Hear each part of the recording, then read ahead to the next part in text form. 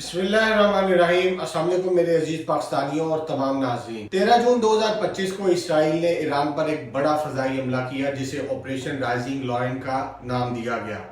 इस हमले में 200 से जायद जंगी तैयारों ने हिस्सा लिया और 100 से जायद मुकामात को निशाना बनाया गया, जिनमें न्यूक्लियर तनसीबात, फौजी अड्डे और कमांड सेंटर शामिल थे। इस हमले में ईरान के पासदारान इनकलाब के सरबराह हुसैन सलामी, ईरानी मुसल्लह अफवाज के चीफ ऑफ स्टाफ और एमरजेंसी कमांडर समेत कई आला अफसरान शहीद हुए। ईरान ने जवाब में बिस्मिल्लाह से आगाज किया और कहा, याद रखना हमने शुरुआत नहीं की। और फिर ईरान ने इस हमले के जवाब में इसराइल पर 100 से ज्यादा बैलिस्टिक मिसाइल्स और ड्रोन्स दागे, जिनमें से बेशतर को इसराइली दिफाई निजाम ने रोक लिया। ताहम तल अबीब और लिस्योन में कई धमाके हुए, जिनमें 3 अफराद जाँ बहक और दर्जनों जख्मी हुए।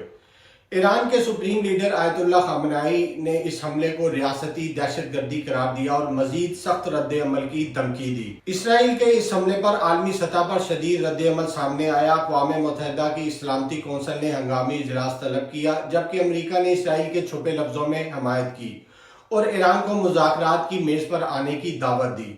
ताहम आलमी मीडिया में ज्यादातर इसराइल का मौक़िफ़ दिखाया जा रहा है, जबकि ईरान की खुद मुख्तारी और दिफाई हक पर कम तवज्जो दी जा रही है।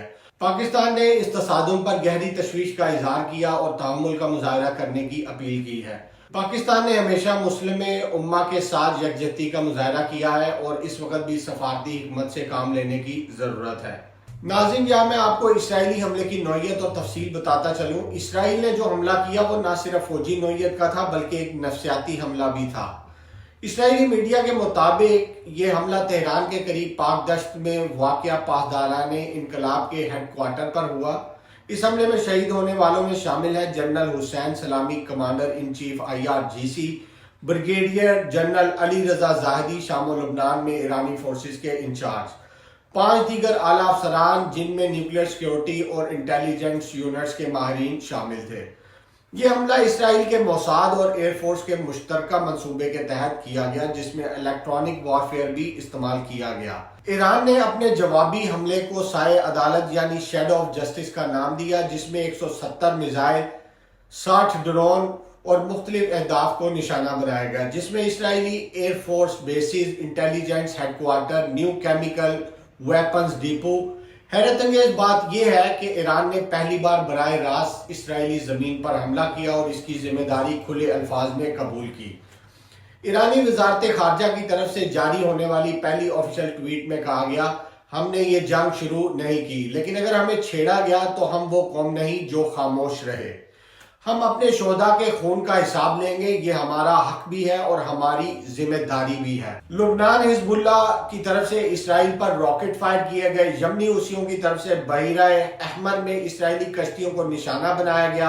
शाम में ईरान के हामी मलेशिया इसराइल से मुंसलिक गोलान की पहाड़ियों पर एक्टिव। आलमी ताकतों की सफबंदी में जो इसराइल को सपोर्ट करने वाले मुल्क हैं, उनमें शामिल है अमेरिका, बरतानिया, फ्रांस, ऑस्ट्रेलिया। और जो ईरान को सपोर्ट करने वाले मुल्क हैं, उनमें शामिल हैं चीन, तुर्की, रूस, कतर, इराक, शाम, लुबनान, यमन। जैसा कि हम देख सकते हैं कि दुनिया 2 ब्लॉकों में वाज़े तौर पर तकसीम हो रही है। पाकिस्तान को अब सिर्फ बयान जारी करने पर इक्तफा नहीं करना चाहिए। ये वक्त है मुस्लिम दुनिया के साथ खड़े होने का और अक़वाम मुत्तहिदा में मजलूम की आवाज बनने का। पाकिस्तान को चाहिए कि वो OIC का हंगामी अजलास बुलाए, जंग बंदी पर जोर दे, इसराइल को खुलकर मजम्मत करे, ईरान की सालमियत की हिमायत करे, जैसा कि ईरान ने हमेशा कश्मीर पर पाकिस्तान की हिमायत की है। आखिर में नाज़रीन, आपसे कुछ सवालात पूछ रहा हूं, जिनका जवाब आप कमेंट्स में जरूर दीजिएगा। क्या ईरान को खामोश रहना चाहिए था?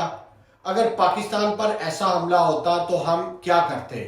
क्या अमेरिका और इसराइल मिलकर एक नई आलमी जंग का आगाज कर रहे हैं? तबसरे में अपनी राय दें और अगर आप चाहते हैं कि हम सच दिखाते रहें तो वीडियो को लाइक करें, शेयर करें, चैनल को सब्सक्राइब करें और आवाज़े हक को फैलाएं। मैं हामिद मुजफ्फर मिनाज, HTV7 उर्दू, ऑस्ट्रेलिया से। पाकिस्तान जिंदाबाद। मजीद ऐसी ताज़ा तरीन खबरों और अपडेट्स के लिए हमारे चैनल के साथ जुड़े रहें। तब तक के लिए अल्लाह हाफिज़। अस्सलामु अलैकुम वरहमतुल्लाहि वबरकातुहू।